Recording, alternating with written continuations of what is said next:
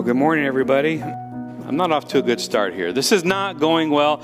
Have you ever thought that? Like you're really stressed about something, and you just think to yourself, this isn't going well.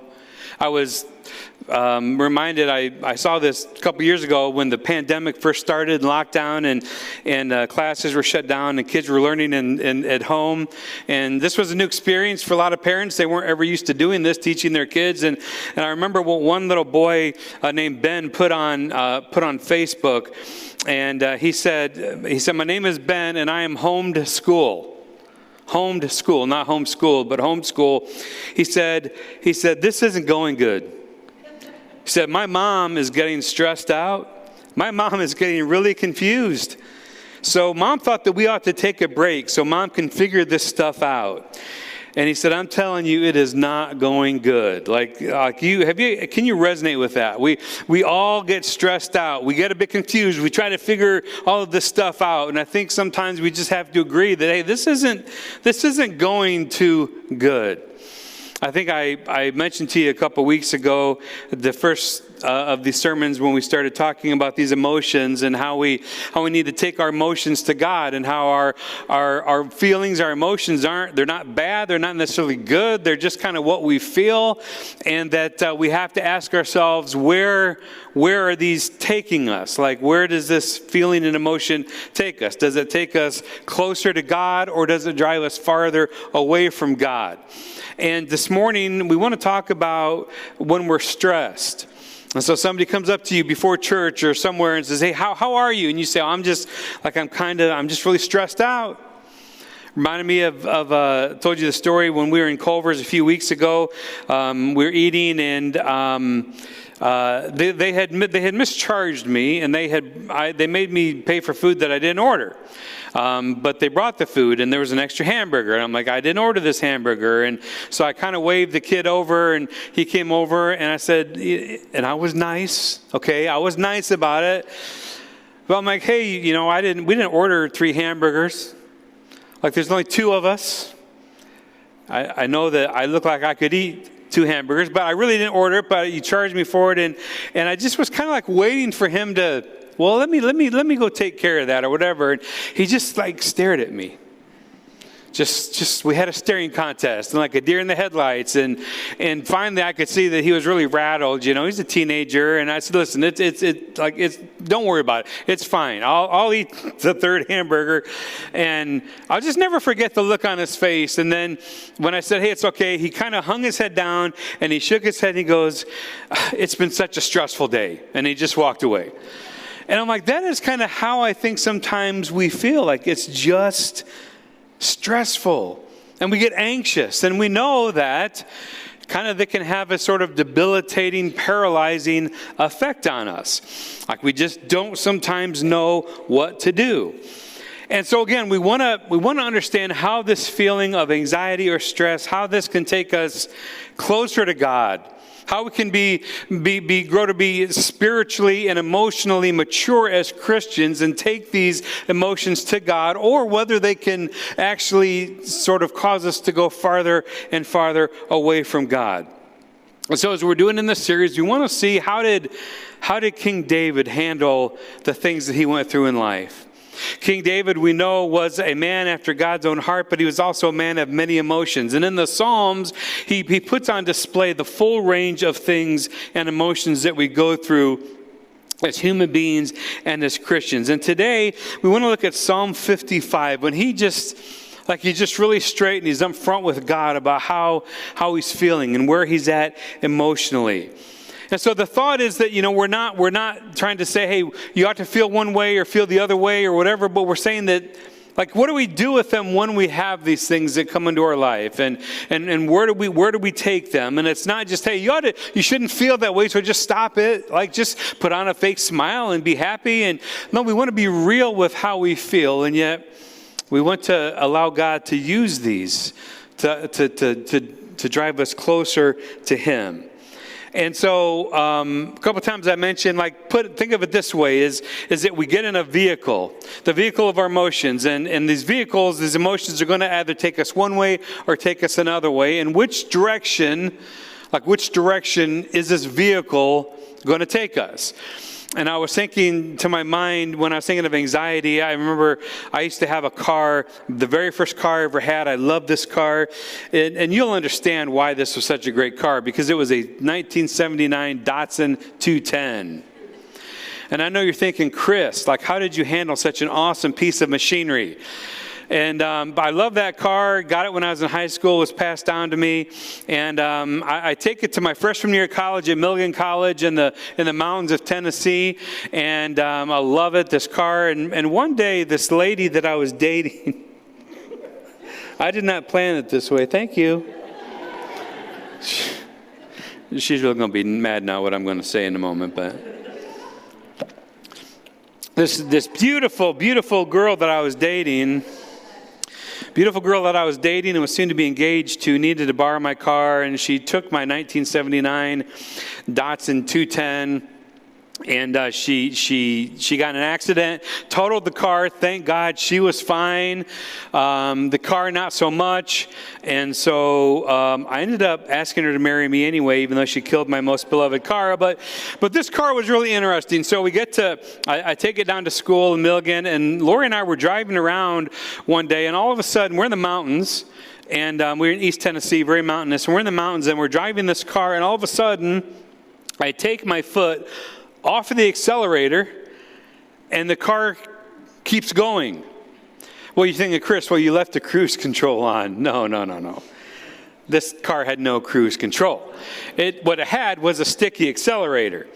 And so this became a thing with this car, that all of a sudden you would be driving and you could not slow the car down. This accelerator would stick, which made it very, very exciting when you're going around hairpin turns in the mountains. And it was like, you talk about anxiety provoking. You never knew. You never knew whether the accelerator was going to stick or whatever it was going to do. And so our emotions and anxiety are kind of like that. They can either, take us closer to God if we handle it the way David did, or they can push us farther away from God, or they can take us down the side of a mountain. Like, one of those options is what our emotions of anxiety will do. So we want to look at Psalm 55. And David here, King David, is very intentional that when we feel anxious, what we need to do is to invite God into that emotion, into that anxiety. So, for example, in verse 1 of Psalm 55, David very clearly says, "Listen to my prayer, O God." He says, "Please don't ignore my cry for help. Please listen and answer me." He says, "For I am overwhelmed. I am overwhelmed by my troubles." So David is just very real and honest. And he's going to identify what some of those troubles are. But what I want to start is just to recognize that, again, David is honest with God about how he feels. He's honest with God about feeling absolutely overwhelmed. And I think if there's one thing in among many Christians that seems to be prevalent, is this idea that we can't be honest with God.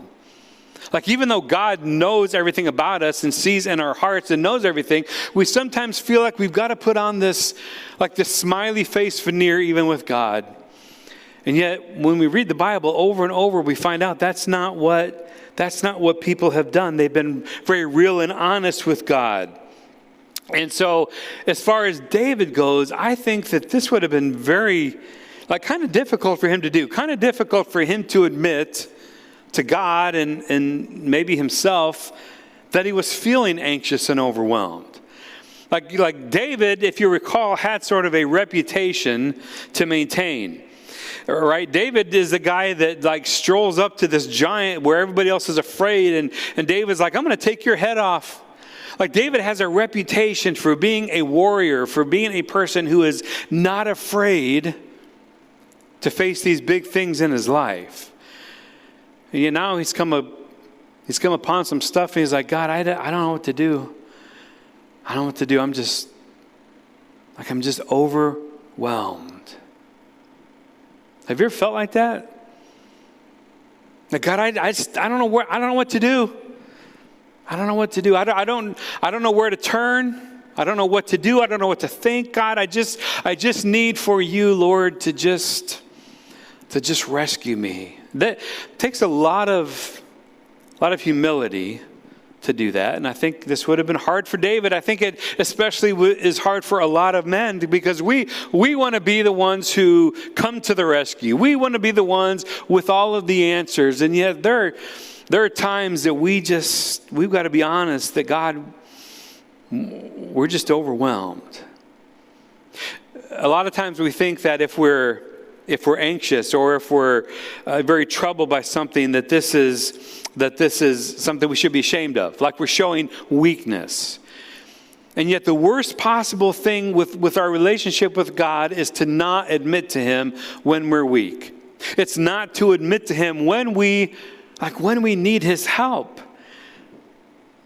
It's to not admit to Him when, hey, even our faith and our courage are failing us. So there's no weakness in feeling anxiety. There's no shame in feeling overwhelmed or stressed out. Because David showed those things.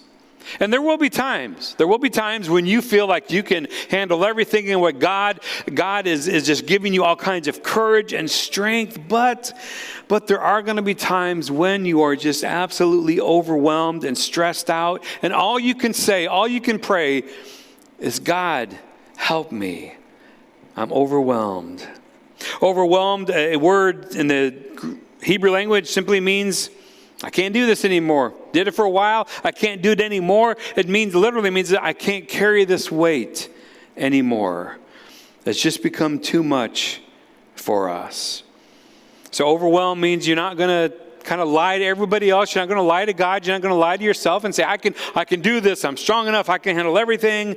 You're going to have childlike faith and say, God, I need you, because I cannot bear the weight, whatever the weight might be, anymore. So the courageous thing to do is say, God, please rescue me. And so David goes to God and he says, listen to my cries for help. And what we're going to see is, as we study his life a little bit more in the coming weeks, that there's a lot that was going on in his life that he could not control. And that right there is a very cause, a very definition almost of anxiety.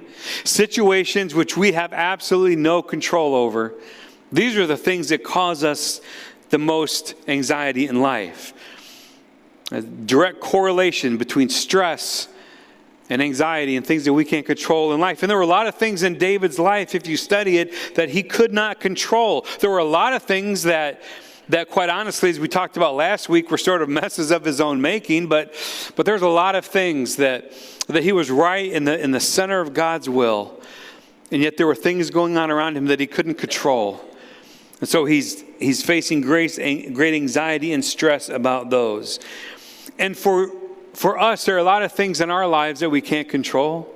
Maybe you're here this morning and you've got stress in your work. You've got stress in your relationships. You've got stress in your financial life. Whatever it might be. There's just a lot of stress these days. A lot of stress these days. We turn on the news and everything is bad. The war in Ukraine, talk of nuclear weapons, the stock market continually going down, gas prices going up, mortgage rates going up, not to mention the ongoing fallout from the lockdown and the pandemic, and shortages of teachers and child care workers and servers in restaurants and Starbucks baristas, and we could give a lot of stats about everything that's kind of stressful in our life, but I don't need to do that, because we know that. We know that by all accounts, this is a very unique time in history where there is just a confluence of many, many factors that lead to these feelings that we have. And so David, again, he talks to God about these things. And what he's trying to do is to try to dial down the noise of the anxiety and the fear in his life. And maybe that's where some of you are. The noise, the anxiety, whatever it might be, the fear has just sort of been turned up and turned up and turned up in your life. And maybe it's affecting your health. Maybe it's affecting your relationships. Maybe it's affecting everything in your life and how you view things. And it's like it's hard to not do that. It's easy to understand why that could happen. And so here again, David just begins by honestly praying prayers, being honest with God. There comes a point in Psalm 55, though, when I want you to notice this, that in David's prayers and David's being honest and talking to God, he makes this shift. He makes a shift from sort of the generic things to very specific situations that he wants to talk with God about. And this is really, really important. I don't know about you, but I have felt in my own life that if I'm feeling sort of this generalized anxiety disorder is one name for it, that it helps to kind of really drill down in like, what exactly am I, like, why am I feeling these feelings? What is it exactly that I am anxious about? And what I have found, and I think what David finds, is that when we are more specific with whatever it is that's causing us this stress, I think it can help. I think it can help dial down sort of the volume of that source in our lives. And I think, as Paul says in Philippians 4, this is one of the ways that we cast our anxieties upon God. He says, don't worry about anything, but in everything, in all things. And so what are some of those, like what are some of those things that cause us to be anxious? I think if we can name the issue, if we bring it more specifically to God, then he has a way of helping us to kind of turn down the volume of that sort of channel in our brain. And so David does this in verse 3. Verse 3, he talks about how his enemies shout at him. They're making loud and wicked threats, he says, to God. They bring trouble on me and they angrily hunt me down. And can you relate to this? He says, my heart pounds in my chest. My heart pounds in my chest. The terror of death assaults me. Fear and trembling overwhelm me, and I can't stop shaking. Like this is the guy that killed Goliath, and yet he's just got these things happening that he can't stop shaking. And so David is honest in a way that probably he was maybe even a little uncomfortable at that time of talking about, of being honest with God, of confronting the fact that, hey, like he doesn't have all the answers. David doesn't have all the answers. He needs God. And yet he specifically names what his situation is. And he talks about these enemies. Well, those enemies all had names. And I'm sure that he had them going through his mind when he's talking about them. And maybe for some of you, and let's just be real, that oftentimes our greatest stress in life, like, comes from people we know, our relationships. You say, yeah, you're right, Chris. Like, the person sitting right next to me right now. Don't raise your hand. Like, I'm just, like, isn't that true though? Like, it's relationships that cause the greatest amount of stress. And so maybe we need to just have a really honest conversation with God about that and be real and then say, God, what can I do about this? Friendships are particularly difficult. It's often said that those who are closest to us have the ability to hurt us more. Like we know how true that is. And some of these people, these enemies of David, were his friends. Like these were some people that were very, very close to him. And maybe for you, that's how it is. Maybe it's a friend that you were vulnerable with. Maybe that you shared some secrets with. You said some things to them that you'd never really said to anybody else, but you thought they were a safe space to share some things. And then maybe they kind of use that to their own advantage. Maybe they quit wanting to hang out with you. Maybe they quit responding to your text message or whatever it is. But you put your confidence in them, and they couldn't handle that, and they betrayed you. That can create a lot of stress. So David talks with God. Here again, he's having this conversation with God that we're fortunate enough to be able to listen in on and. Talk about these friends who betrayed him. And he gets really specific in verse 20 where he speaks about this person. He says, as for my companion, listen to these words. As for my companion, he betrayed his friends. He broke his promises. His words are as smooth as butter, but in his heart is war. His words are as soothing as lotion, but underneath, they're daggers. Well, there's a lot of different speculation ideas who exactly this person might be, but he's describing a betrayal of somebody that he trusted, somebody who was close to him, somebody that he thought like he could count on.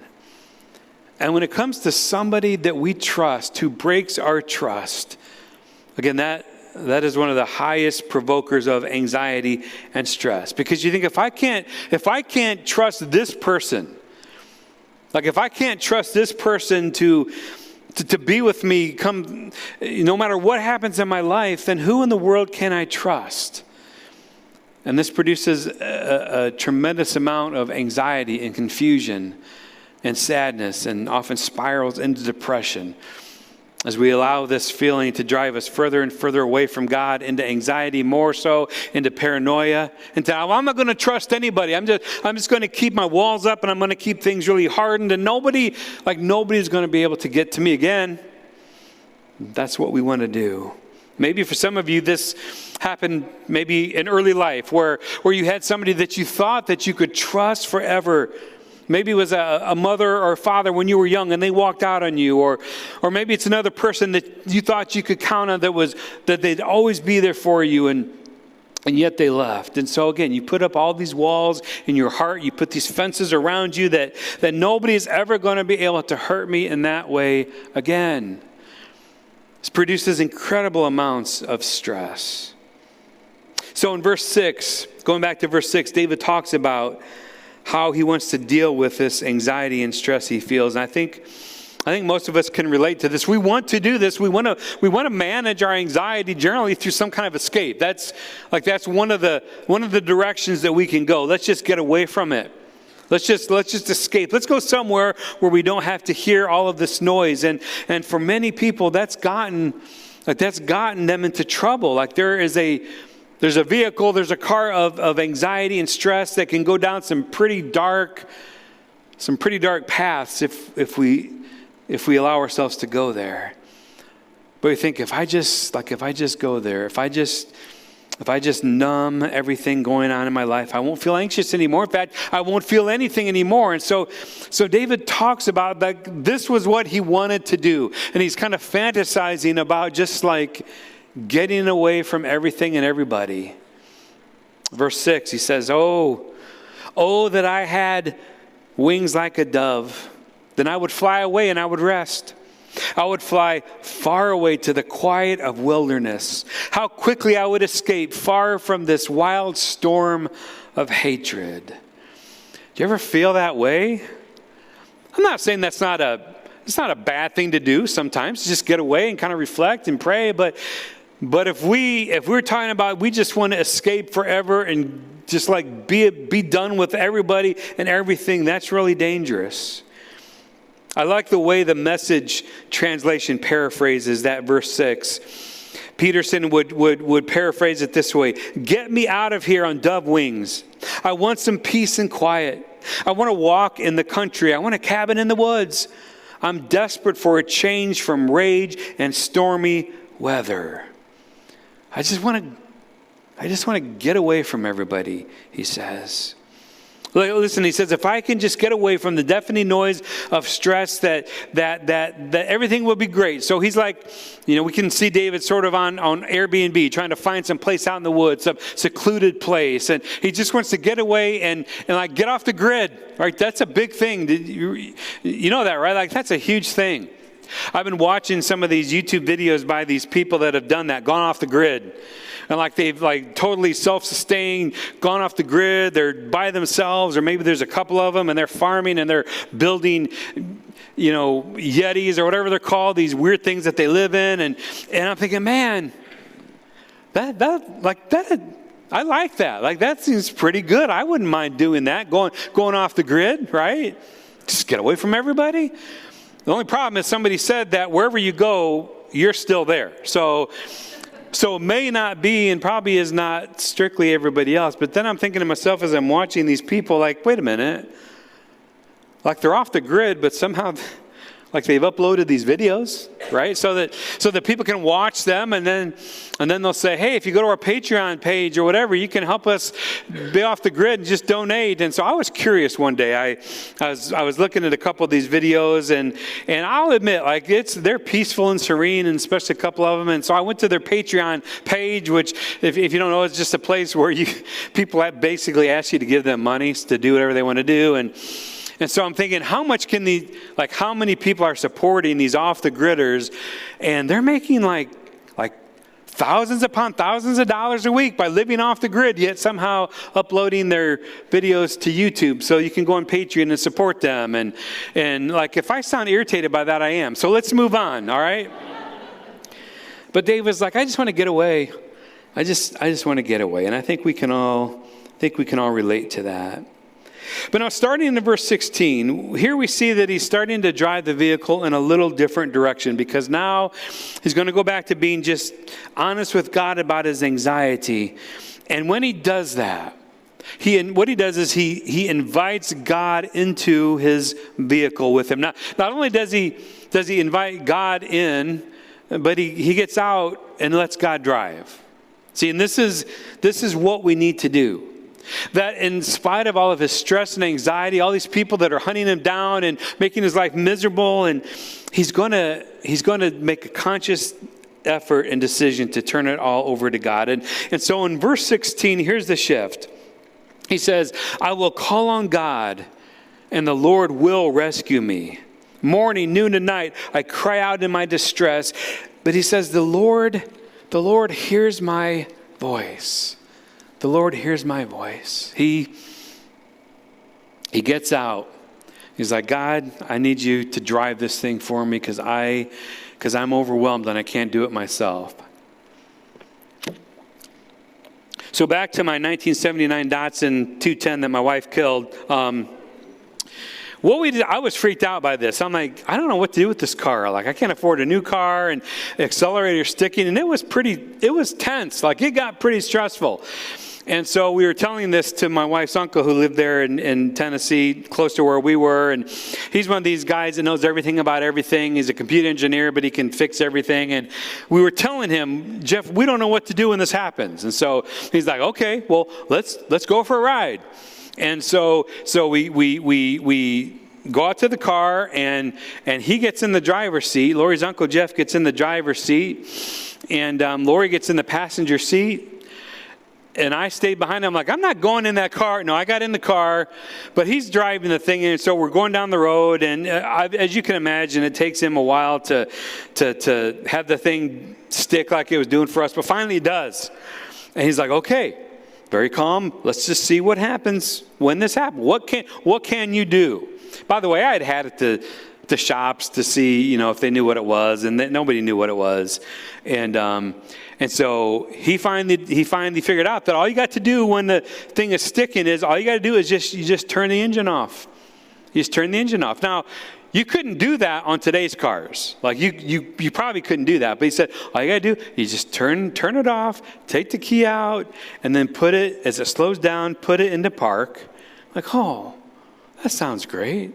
So that's what we did. It was amazing how much stress that took off of myself driving that car in the future. That's all you got to do. You just got to turn it off. See, God gets in the car with us, and we let him tell us what to do. We let him steer it. We let him take us where he wants to go. And it just relieves a lot of the stress in our life. And so David says, I'm going to call on God morning, noon, and night to be rescued. And this is another important aspect of prayer that reduces anxiety, that it's how you, and we know this, it's how you start your day and how you end your day, which are the two most important things in determining our mental and emotional state of mind. And yet when we talk about turning off the noise of anxiety in our lives, we do the exact opposite of what we know we should do. We get up in the morning and we grab our phone and we start seeing what's going on. If anything in the world overnight happened that we need to be aware of, that something blew up somewhere or did something, and then the volume starts getting turned up in our life. Then maybe we get in the car and we're listening to news reports or whatever it might be, and we go through the day and there are more and more things, and the volume just keeps getting increased in our anxiety. But David says, I'm going to cry out to God first thing in the morning. Like basically before I do anything else, I'm going to remind myself of who is driving this car and who is in charge of my life. And yet we don't do that. We don't do that, generally speaking. And I think that's one of the problems. Why, as so many psychologists and different people have written, we are the most anxious generation and people ever on the face of the planet. But then you know how it is. You go through your day and maybe, you're trying to unwind after work. You sit down and you grab your phone or get on your computer and you're scrolling through whatever it is you look at, Facebook or Instagram or whatever. And basically what you're doing then is you're reminding yourself that everybody has a much more wonderful life than you do. Right? Because you're scrolling through that and you're seeing these posts and you're reminded like, oh, well, man, they're a much better parent than I am. They're not screwing their kids up nearly as much as I'm screwing up mine. And then you look and you say, oh my gosh, like they just remodeled their house. And then you zoom in and you say, wait a minute, that's a new couch. When did they get a new couch? We can't afford a new couch. How did they get a new couch? Like you just do all of this stuff, and basically you're reminding yourself that you don't measure up. That everybody else has a much better life than you do, and yet you know that that's not really how it is. But come on, that's how we feel sometimes. By the time we get to verse 16, the shift we see in David here goes from, I love this, the shift in David goes from talking to God to talking to himself about God. He goes from talking to God, which is important, but then he's going to talk to himself about God. And what he's going to do is he's going to remind himself of the things that he knows to be true about God. And you remember the first week we said that this is one of the most important things in dealing with our feelings and our emotions, that we cannot let them dictate to us. We got to remind ourselves of what we know to be true about God. Even though we might not feel like it, even though we might think that like we have the worst life in the world, we know from God's word that is not what we're to believe about ourselves. We may feel like God has abandoned us. We may feel like God is the farthest away, that God is angry with us, that God doesn't care about us, that God doesn't love us, maybe that God doesn't even exist. But man, if we let ourselves be driven by those feelings, we're in dangerous territory, because we've got to be anchored in the Word of God. And so we've got to start talking to our emotions and talking to ourselves about what we know to be true about God. In other words, David stops talking to God about his anxiety and starts talking to his anxiety about God. See, let me tell you about my God. And this is what we need to do. We need to have this shift in our thinking, the shift in our prayers, where we are intentional about remembering who God is. Because if we don't do that, we're going to be blown every which way by whatever kind of mood that we're in. And so we've got to deal with these things. David shifts from talking to God to talking to himself about God. And listen to how he talks to himself about God. And this is in verse 18. And he's kind of preaching to himself here, and he says, God ransoms me and keeps me safe from the battle waged against me. Even though many oppose me, God who has ruled forever will hear me and humble them. So he starts reminding himself who God is. All this noise, all these people, all these enemies, like whatever, God has been ruling forever. And he's going to hear me and humble them. And so for David and for many of us, the volume of anxiety gets turned up and up and up again, and it gets turned higher and higher. We have these circumstances in our lives that come upon us, but we've got to remember who God is.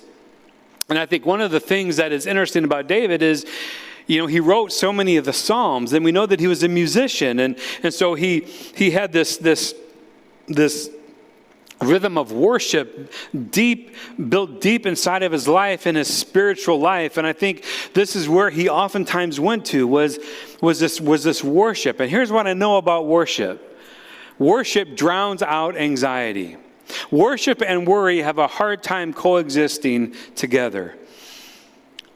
That's why it's so important that you're in church. This is why it's so important that we worship together. That's why it's so important that it's just not enough to worship at home and just to watch the live stream every Sunday. We've got to worship together, because worship and worry cannot coexist.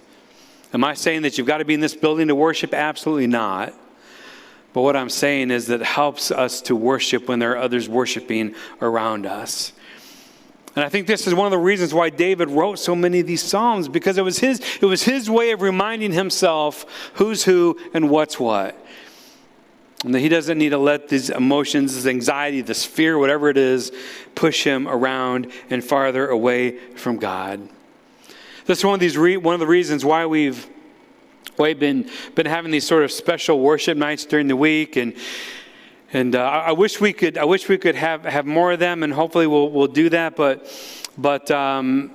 it has been really encouraging when we've had them. But I'll be honest with you, that it's been a little bit discouraging that not more and more people have been coming, because during the week, I think that's like Sunday's great, and that's when we worship, because that's when the first Christians worship, because that's the day Jesus was resurrected. But man, it's during the week, isn't it, that we need to be reminded, when we're in the workplace, when we're at school, when we're dealing with all this stuff, we need to be reminded that God has ruled forever.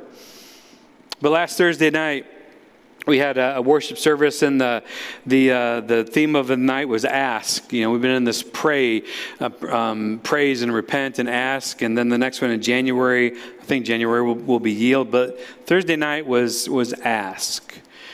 So what we invited people to do during one point, as you can see, we had people come and on a sticky note just put a prayer that they have, a need, a prayer request for themselves, for somebody else, whatever it might be, and just to write that down, because again, according to David, we need to name the things that we're anxious about, right? We need to name them, because that takes some of the power away. See, Satan would have to he would love to have us just sort of drift around in a fog of anxiety. And yet when we name it, that's when it takes the power away. So we just invited people to do that. Just name a prayer request, whatever it might be, and put it on there. And that was our way of sort of asking God. Now, what I'd like to do this morning, and obviously there aren't probably enough of them, but we're gonna worship here in a little bit. And what I want to invite you to do as we're singing this song is to come down here and maybe take some time. You can read some of them, but what we'd like for you to do is to take one of those and to take it home with you and to pray about it during the week.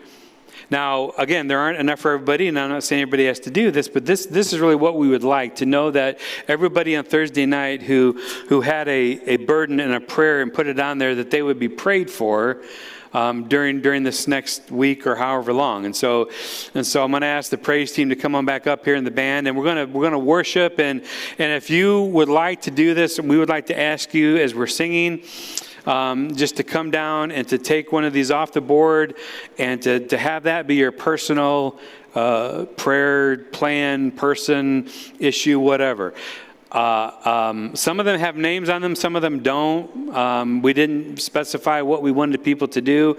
And so some of them you might actually know. If you were here Thursday night and you want to take your own, that's fine, whatever you want to do. But we would like to see all of those prayer sticky notes gone by the end of the song.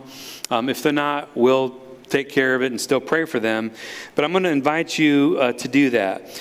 Because this is what David says in verse 22 as we kind of close this out and get ready to worship. He says, "Give your burdens to the Lord, and he will take care of you. Give them to God morning, noon, and night, and he'll take care of you." It doesn't say he'll take care of your complications. It doesn't say that he'll make everything all right or take away all the problems, but it says that he will take care of you.